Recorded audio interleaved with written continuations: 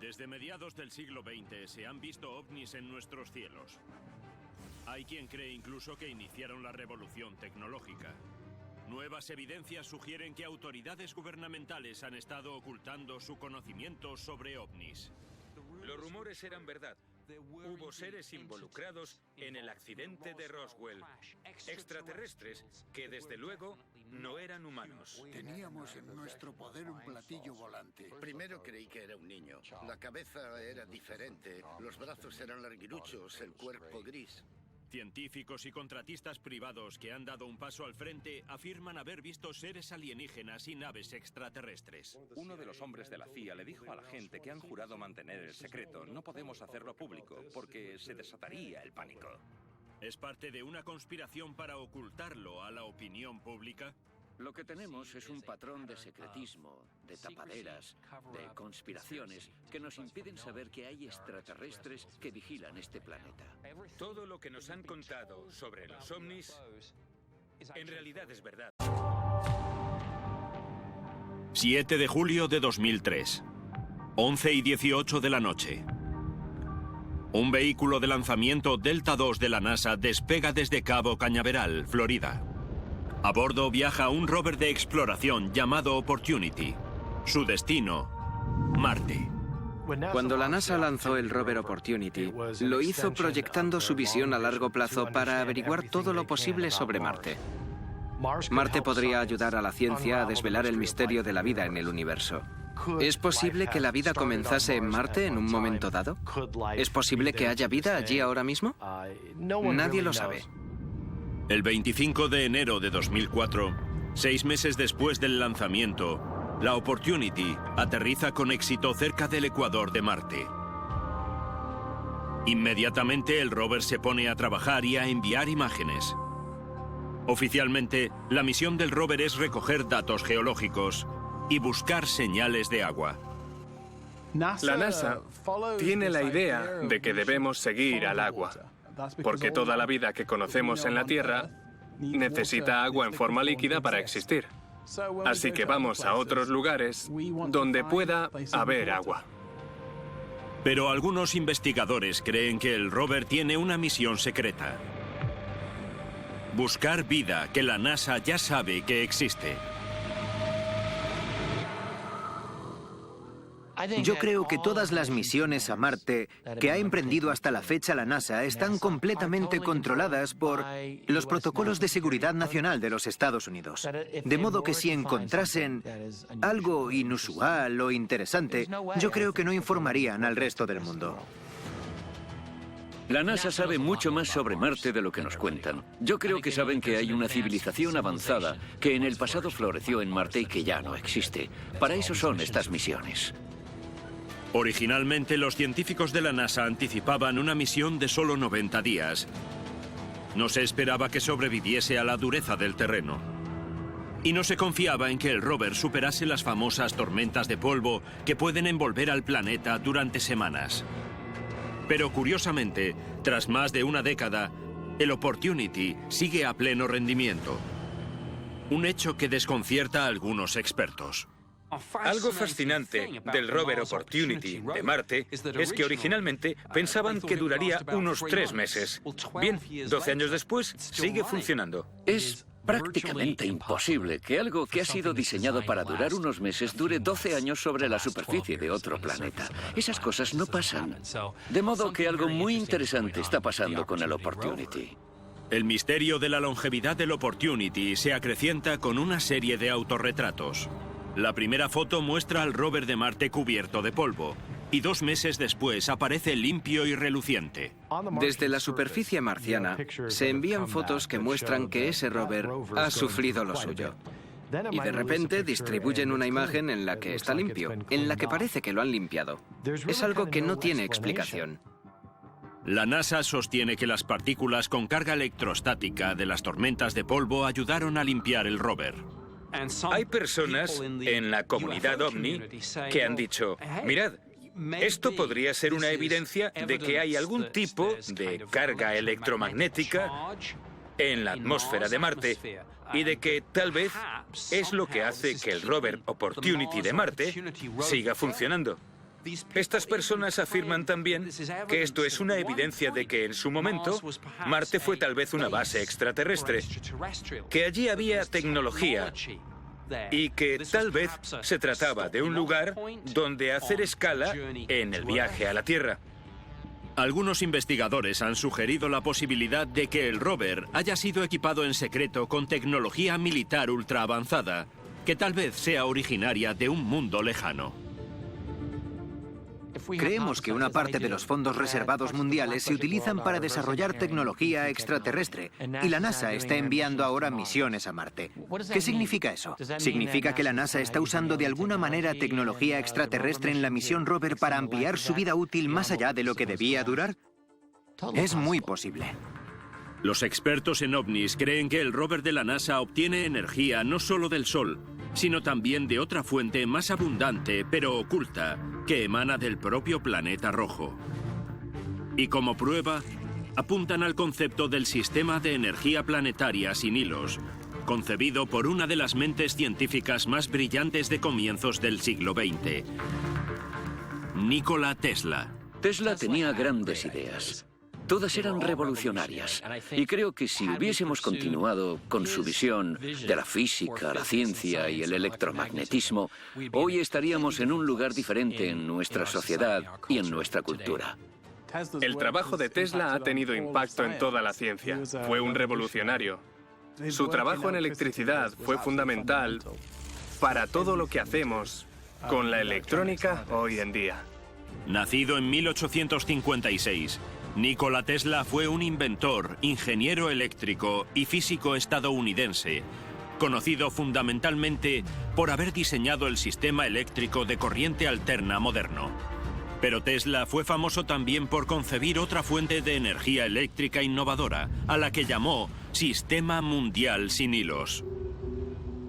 Una de las grandes ideas de Tesla era extraer energía de la atmósfera y utilizarla para hacer funcionar cosas. Y alguna gente dice que eso es exactamente lo que pasó con el rover Opportunity de Marte, que de alguna manera estos paneles solares fueron capaces de extraer carga electrostática de Marte para hacer funcionar el rover, de modo que no se paró después de 3 meses, como estaba previsto. ¿Existe entonces alguna conexión? ¿Es la misma tecnología de la que Tesla hablaba hace tantos años? Era muy brillante.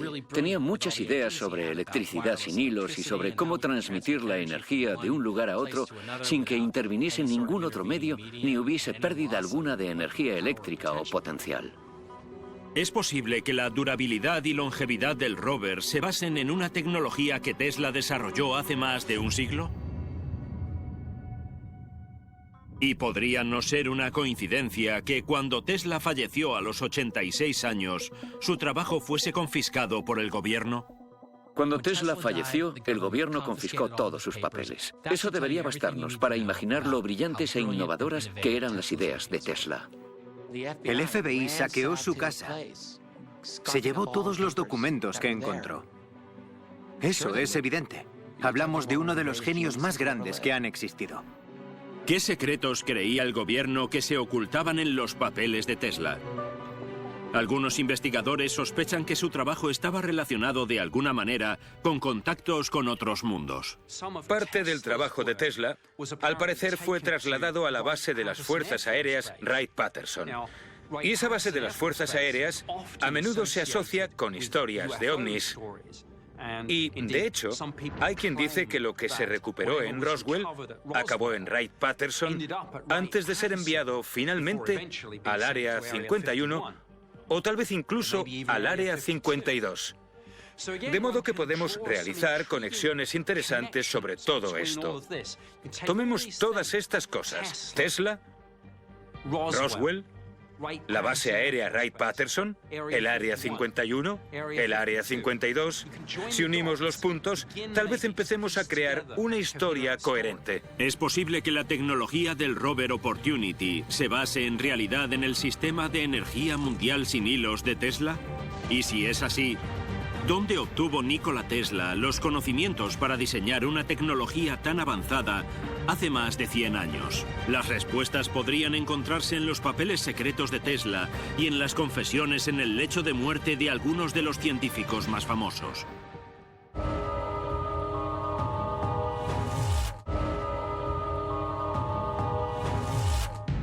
Algunos investigadores creen que existe una relación entre los avances en la ciencia y el fenómeno ovni, y que las pruebas apuntan a una conspiración gubernamental.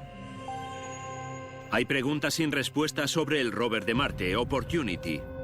¿Cómo logró prolongar su esperanza de vida, fijada en 90 días, en más de una década, y seguir funcionando en el duro entorno marciano? Los investigadores de ovnis sospechan que las respuestas podrían estar en uno de los científicos más brillantes, Nikola Tesla. Creen que los inventos de Tesla y el extraordinario rendimiento del rover podrían estar relacionados con tecnología alienígena. Tesla era un científico.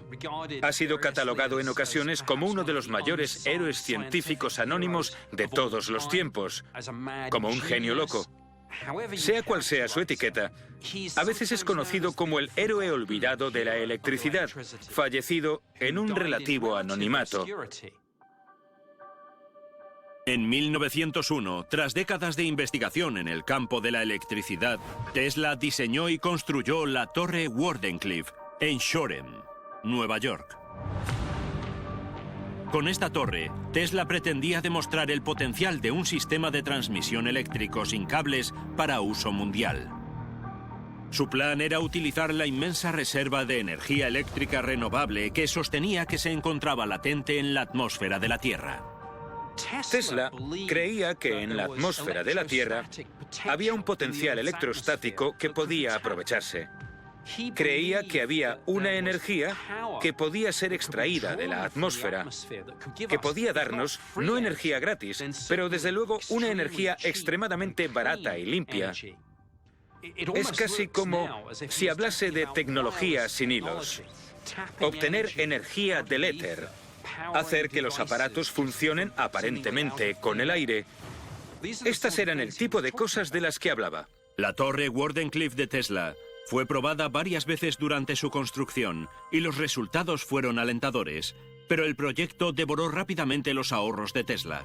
Y aunque General Electric y Westinghouse se habían beneficiado enormemente de sus primeros proyectos, no invirtieron en este. Y en 1906, Wardenclyffe fue abandonada. ¿Podría haber una relación entre la investigación de Tesla sobre energía planetaria y el Opportunity de Marte? Que, según creen los investigadores de ovnis, podría haber captado energía eléctrica de la atmósfera del planeta rojo.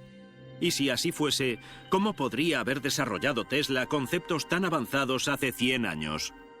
Tesla a veces comentaba su método de trabajo y decía que recibía lo que él denominaba flashes de inspiración.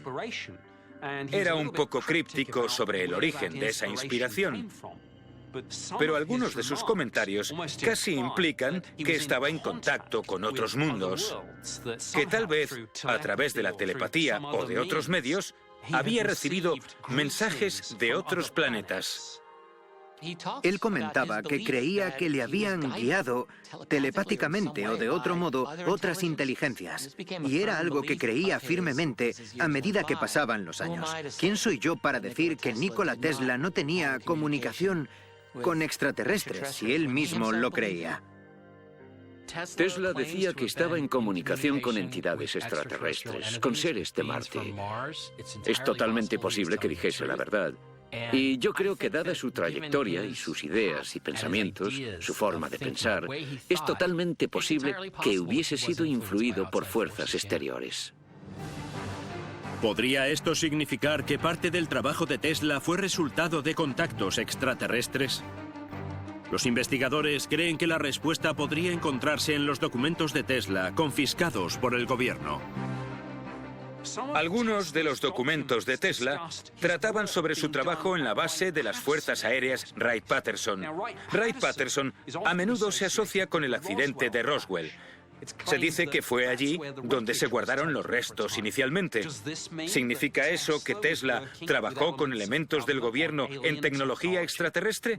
¿Formaba parte de un programa para estudiar por ingeniería inversa la tecnología extraterrestre? Cuanto más ahondamos, más nos convencemos de que podría haber algo de eso. ¿Ayudaron los documentos de Tesla al gobierno de los Estados Unidos y a la NASA a desarrollar tecnología avanzada de origen extraterrestre, como sugieren algunas personas? Hay teorías según las cuales algunas de las ideas y conceptos de Tesla fueron adoptados por la NASA para el desarrollo del programa espacial, como el Opportunity, que sigue funcionando 12 años después y que en teoría solo iba a durar unos meses. Y tenemos que preguntarnos cómo ha estado generando su energía todo este tiempo. ¿Obtiene electricidad de la propia atmósfera? Tesla tenía todo tipo de ideas exóticas que podrían haber sido incorporadas a las células solares y a los sistemas eléctricos del rover Opportunity. Un respaldo a la teoría de que el gobierno y la NASA han dedicado décadas a conspirar para desarrollar tecnología extraterrestre son los testimonios aportados por altos mandos militares e ingenieros aeroespaciales que compartían un conocimiento de las capacidades de ovnis y extraterrestres y que hicieron público al final de sus vidas. Hay personas que tenían puestos muy sensibles. Por ejemplo, que estaban expuestas a información relevante sobre el fenómeno ovni y algunas de ellas han hecho lo que podríamos denominar una confesión en el lecho de muerte para contarlo todo. Una de esas confesiones en el lecho de muerte es la ofrecida por Walter Haut, exoficial de las Fuerzas Aéreas. Walter Haut era el oficial de prensa en el aeródromo de Roswell que escribió la nota de prensa original que recibieron los medios en relación a la captura de un platillo volante. Aquí vemos por primera vez el testimonio de Walter Haut grabado por el Disclosure Project, un grupo de investigadores de ovnis en el que habla sobre la nota de prensa de Roswell. La historia que yo redacté me la transmitió casi al pie de la letra el coronel Blanchard para comunicar que teníamos en nuestro poder un platillo volante. Había sido encontrado en un rancho al norte de Roswell. Me dijo, quiero que la entregues a los periódicos y emisoras de radio locales inmediatamente. Misteriosamente, al día siguiente el ejército se retractó de esa declaración. Dijeron, no tenemos un disco volador, no tenemos un platillo volante, es un globo meteorológico.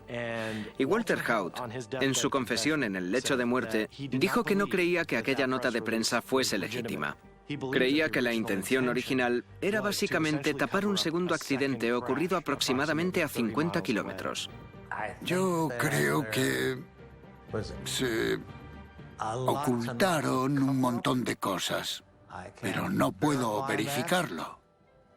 Además de este vídeo, Walter Haut firmó también una declaración jurada en 2002, cuyo contenido solo se reveló después de su muerte en 2005. Escribió que se sentaron a una mesa a la que trajeron buena parte de lo que había caído en Roswell. Él pudo tocar el material. Tuvo la ocasión de coger algunos trozos de metal en la mano y decía que básicamente recuperaban su forma original. Aquello no era tecnología creada por el ser humano, según Walter Haut. Su testimonio en el lecho de muerte fue, sí, los rumores eran ciertos. Hubo seres involucrados en aquel accidente. Describió que había visto a aquellos seres que aparentemente habían muerto a consecuencia del accidente y los describió como pequeños, casi del tamaño de niños. Bien, esto es interesante porque concuerda con el testimonio del director de la funeraria local de la época, Glenn Dennis, que dijo que la funeraria recibió una llamada desde la base de Roswell pidiendo ataúdes de tamaño infantil. De modo que allí se produjo, como se ha dicho desde siempre, el accidente de una nave extraterrestre. Las extraordinarias confesiones en el lecho de muerte de Walter Haut conmocionaron a la comunidad ovni. Pero no ha sido el único.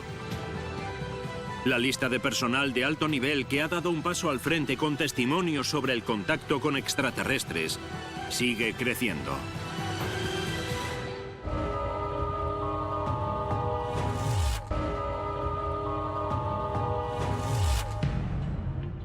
Durante décadas, el gobierno de los Estados Unidos ha ocultado todo lo que sabe sobre el fenómeno ovni. Tal vez incluso haya hurtado pruebas de visitas extraterrestres. No es que estemos ante un fenómeno misterioso en sí mismo, que lo estamos, sino que además nos enfrentamos a la ofuscación y el secretismo del gobierno de los Estados Unidos, y eso es un hecho. Las autorizaciones de seguridad de alto secreto de los Estados Unidos son inflexibles. La transmisión ilegal de información clasificada se castiga con multas elevadas y penas de prisión importantes. Pero cuando la salud ha empezado a fallarles, extrabajadores del gobierno han decidido romper esa autorización de seguridad y hacer público lo que saben. Una de esas historias la protagoniza Ben Rich, ingeniero de prestigio y exdirectivo de Lockheed Martin, conocido como el padre del sigilo. Rich dirigió el legendario Skunk Works, un programa secreto de desarrollo e investigación. Durante la última década de su vida, Ben Rich hizo varias declaraciones públicas sobre ovnis. Y debemos recordar que Ben Rich era uno de los individuos vivos más importantes de la comunidad aeroespacial. En 1993, Ben Rich dio una conferencia en UCLA para los estudiantes. Trataba sobre la historia básica del caza furtivo y concluyó así: ya tenemos la tecnología para llevar a ET a su casa. Hay mucha gente que cree que Ben Rich sabía mucho más sobre ovnis y aliens de lo que dejaba ver. Una vez aparentemente dijo: tenemos tecnología para viajar a las estrellas. Ben Rich presuntamente también dijo: hay ovnis que hacemos nosotros y ovnis que hacen ellos. Rich, al parecer, usó la expresión de segunda mano para hablar de cosas como aparatos silenciosos y drones, que eran de segunda mano, presumiblemente de fabricación extraterrestre. Pretendía decir Ben Rich que la tecnología aeroespacial y militar más avanzada de los Estados Unidos, que él ayudó a desarrollar, era originalmente extraterrestre.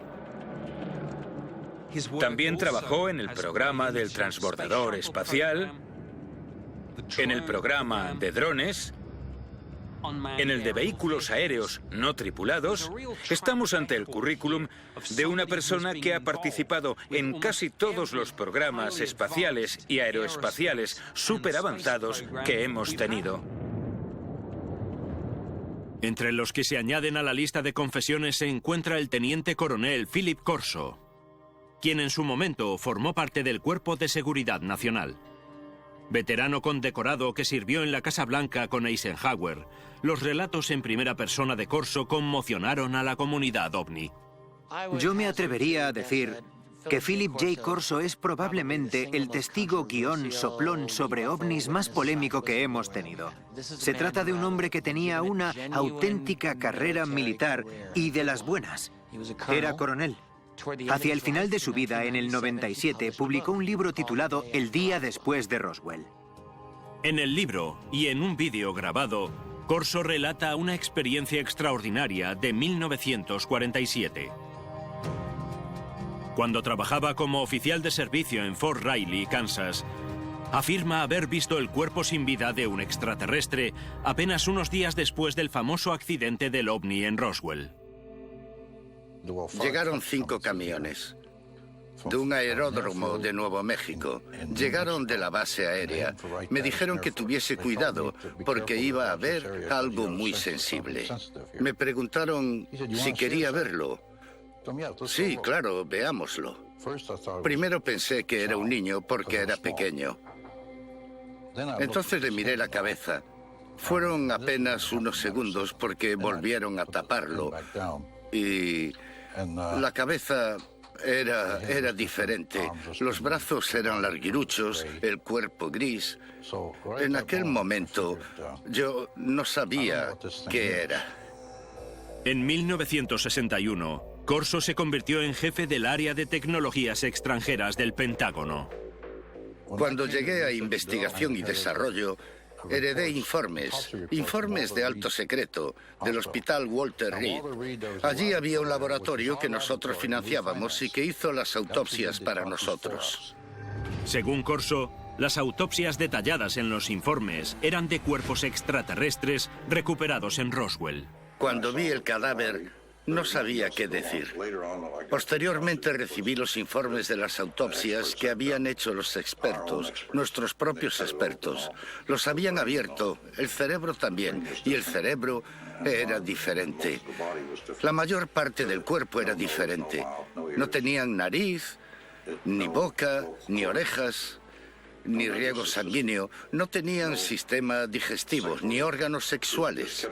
Nos lo guardamos para nosotros. Solo algunos lo sabíamos. Nos ajustamos la gorra y seguimos trabajando. En su libro, el antiguo oficial del Pentágono revela también las funciones de su puesto en el área de tecnologías extranjeras. El coronel Corso dijo que su trabajo consistía en dispersar lentamente hacia el sector privado, hacia las grandes empresas, alguna de la tecnología alien que se había conseguido a lo largo de los años, empezando por Roswell en el 47, pero siguiendo hasta nuestros días. El resultado de ello fue el chip de circuito integrado, la fibra óptica, las gafas de visión nocturna, los láseres, las protecciones de Kevlar. Corso dirigía el área de tecnología extranjera, pero en ese contexto, Corso decía que extranjero significaba extraterrestre.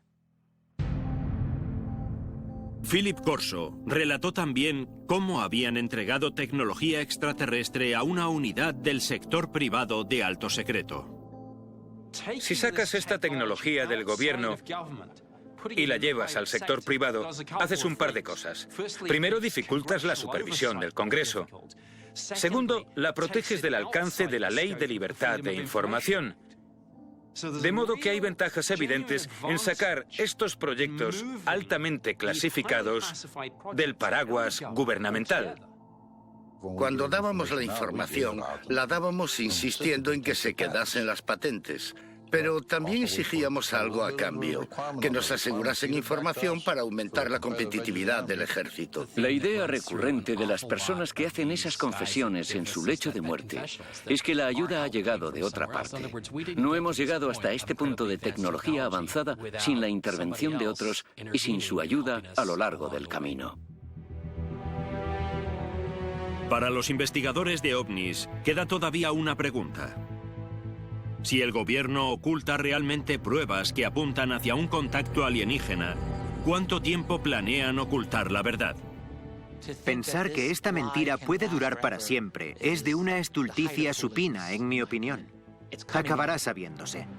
Nunca estaremos preparados para esta verdad, pero eso no impedirá que ocurra. 9 de mayo de 2001. Se celebra una rueda de prensa que se convertirá en un hito en el Club de Prensa Nacional en Washington, D.C. Algunos miembros de inteligencia, del ejército y del gobierno hablaron sobre los conocimientos que tenían sobre los ovnis y, en algunos casos, sobre cosas que habían visto y experimentado personalmente. El evento en el Club de Prensa Nacional es muy importante en la historia del movimiento OVNI. Era la primera vez que un grupo tan poderoso de personas, con tanta reputación a sus espaldas, se daba cita en una conferencia estructurada y hablaba sobre sus experiencias. Algunos de los testimonios más poderosos fueron fascinantes. El del oficial John Callahan fue uno de ellos. Habló sobre una ocultación deliberada de la CIA, por ejemplo, datos de ovnis en relación con un caso que tuvo lugar en Alaska en el 86. Me llamo John Callahan, soy empleado jubilado de la FAA. Fui director en la División de Accidentes, Evaluación e Investigación en Washington. El testimonio de Callahan estaba relacionado con el incidente de Anchorage, un encuentro con un ovni sobre Alaska en el que se vio involucrado un 747 que hacía la ruta desde París a Tokio el 17 de noviembre del 86. Recibí una llamada de la región de Alaska. Querían saber qué debían contar a los medios. Cuando les pregunté qué querían contar, me contestaron la historia del ovni. Les dije lo que tenía que decir cualquier empleado del gobierno, que se estaba investigando. Poco después de las 5 de la tarde, la tripulación de vuelo contactó con tráfico aéreo para informar de que habían visto 2 ovnis con forma rectangular en su espacio aéreo. y un tercero que parecía multiplicar por 4 el tamaño de su avión y que los seguía de cerca.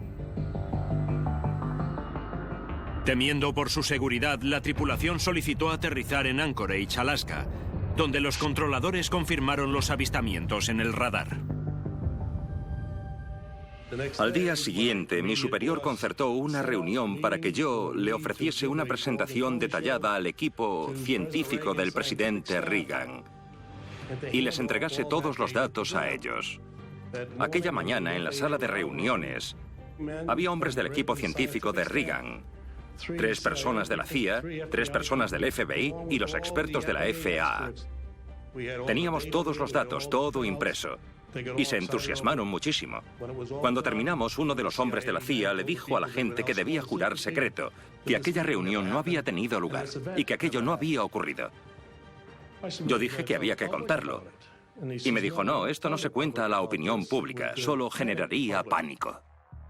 Todas las pruebas del incidente de Anchorage fueron confiscadas, y las autoridades ordenaron a Callahan que no hablase del tema.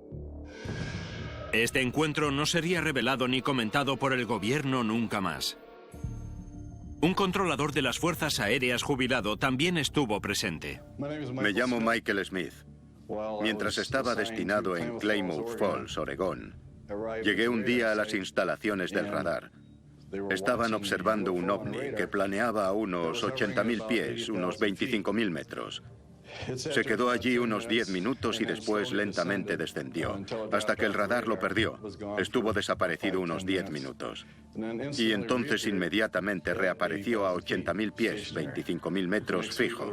En el siguiente barrido estaba a 325 kilómetros fijo. Estuvo allí como 10 minutos y repitió el ciclo 2 veces más. El oficial Smith siguió el protocolo de las Fuerzas Aéreas e informó del avistamiento al mando de la Defensa Aeroespacial, o NORAD. Una vez más, el gobierno intervino para asegurarse de que el incidente no se hacía público.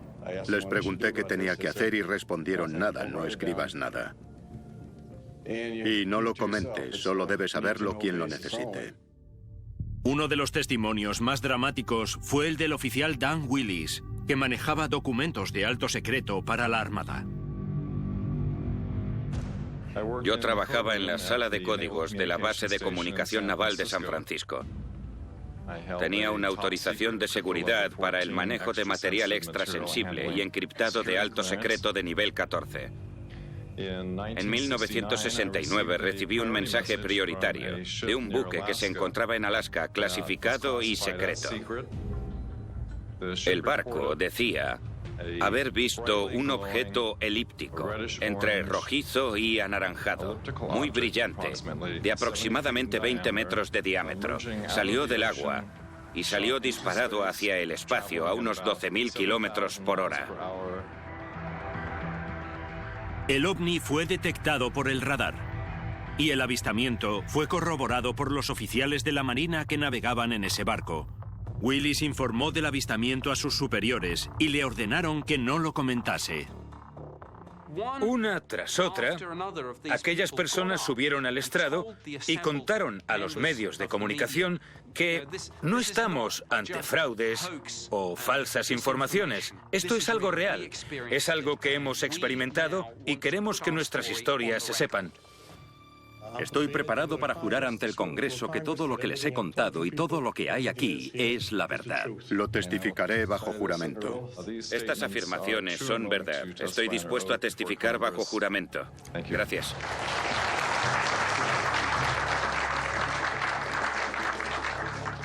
¿De verdad estamos dispuestos a creer que todos estos individuos profesionales, distinguidos, acreditados, con décadas de experiencia en toda una variedad de agencias, subieron allí para mentir?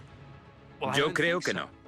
Si entendemos que todas estas personas tienen una gran credibilidad, que tenían acceso y que cuentan historias de varios secretos diferentes que nos oculta el gobierno a diferentes niveles, momentos y maneras, lo que vemos es un patrón muy consistente de secretismo, de ocultación, de conspiración del gobierno de los Estados Unidos para que no sepamos que los extraterrestres están visitando este planeta. Cuando la prensa comenzó a informar sobre los increíbles testimonios ofrecidos, la opinión pública empezó a prestar atención. Pero estas revelaciones espectaculares sobre los ovnis pronto cayeron en el olvido. Trágicamente, unos meses después, ocurrió el 11 de septiembre, y todo esto, de repente, dejó de ser noticia. ¿Cómo reaccionaría la sociedad si se demostrase finalmente que los ovnis existen? Tendremos que responder a muchas preguntas sobre cómo esta mentira ha corroído, se ha infiltrado y ha dañado las instituciones en las que confiamos para que nos cuenten la verdad. ¿Y cuáles podrían ser las repercusiones para los gobiernos si descubriésemos que han ocultado la verdad?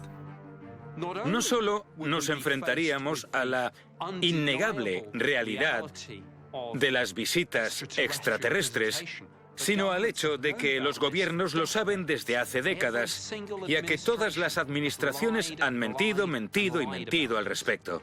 Entonces, ¿cómo afectará esto a nuestra confianza en nuestros sistemas políticos? ¿La reafirmará o la destrozará? ¿Ha ocultado el gobierno de los Estados Unidos la verdad sobre la tecnología extraterrestre avanzada? ¿Existe una conspiración mundial? Y si así fuese, ¿esos ovnis vienen en son de paz o constituyen una amenaza mundial?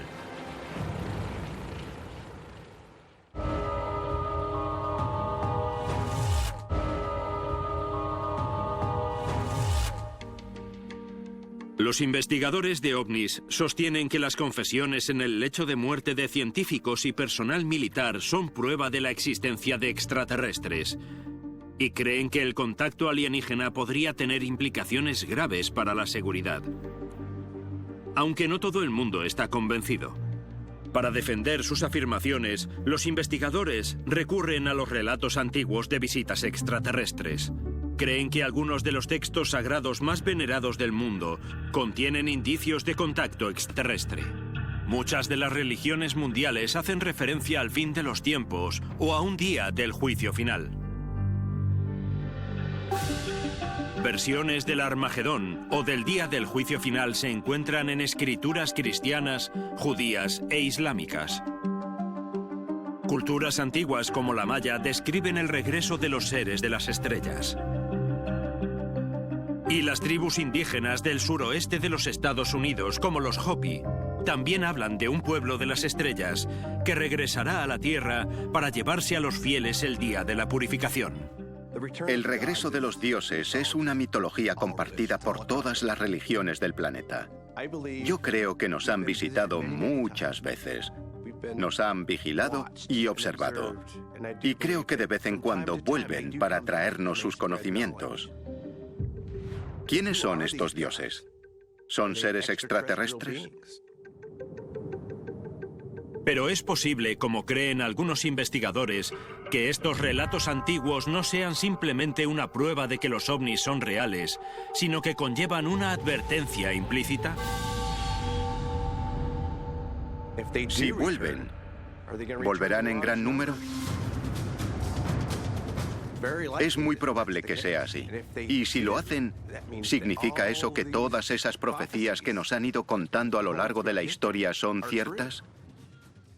La gente intentará relacionar esto con la realidad de que los extraterrestres son los dioses y que van a volver, y que habrá un día del juicio. Bueno, nos han alimentado con una profecía apocalíptica tras otra y tras otra. Llevamos así miles de años. Otros investigadores de ovnis sugieren que si los extraterrestres existen, no van a volver. Porque es muy probable que nunca se hayan ido. Es bastante lógico pensar que cualquier civilización extraterrestre, tecnológicamente avanzada y con una inteligencia superior, se guíe por algo semejante a la primera directiva. Es el argumento antropológico. Quieren estudiar a la raza humana, pero no interactuar con ella, para no contaminarla como sociedad. No es diferente de lo que los antropólogos y científicos hacen hoy en día aquí, en el planeta Tierra. ¿Es tan difícil concebir que otros puedan estar haciendo algo similar con nosotros? Pero ¿y si algún día los ovnis regresan en masa? ¿O deciden revelar abiertamente su presencia para que todo el mundo los vea? Es interesante especular qué pasaría si de repente ocurriese un fenómeno masivo, innegable, de ovnis sobrevolando ciudades importantes, incluso aterrizando. ¿Tiene el gobierno algún plan de guerra para una invasión extraterrestre? Nos dicen que no, pero a mí me resulta inconcebible que alguien en alguna parte no haya pensado en algo como necesitamos un plan por si acaso. Algunos investigadores creen que el plan para combatir una invasión extraterrestre ya existe. Es innegable que el gobierno tiene un protocolo de actuación, tanto si eres astronauta como si estás en la estación espacial, si vuelas en una lanzadera o si eres piloto, desde luego que hay una política que define cómo será esa interacción. Tenemos una capacidad muy limitada. Nuestros cerebros funcionan de manera concreta, somos peces en un estanque. Nuestro estanque es una realidad espaciotemporal, pero si hay seres que son capaces de comprender nuestra realidad mejor que nosotros, que son capaces de entrar y salir de nuestra realidad espaciotemporal, entonces tal vez ese sea un elemento de la rareza de ese fenómeno ovni que nos cuesta comprender en virtud de lo que somos, criaturas biológicas en el interior de este cerebro nuestro.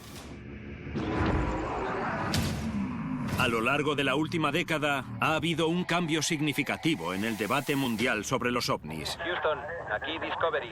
Seguimos observando la nave espacial extraterrestre. Y las confesiones de funcionarios gubernamentales, científicos y militares se han ido añadiendo al debate. Yo tenía las pruebas. Allí hubo un accidente. Por supuesto, me callé durante 35 años. Vimos 4 o 5 luces azules que descendían y rodeaban este rayo. A medida que más testigos dan un paso al frente, tal vez nuevas revelaciones nos acerquen todavía más a la verdad sobre los ovnis. Y mientras nuestra búsqueda por descubrir vida extraterrestre continúa, No estamos solos. No estamos solos, tal vez nos demos cuenta de que ya hemos sido descubiertos por ellos.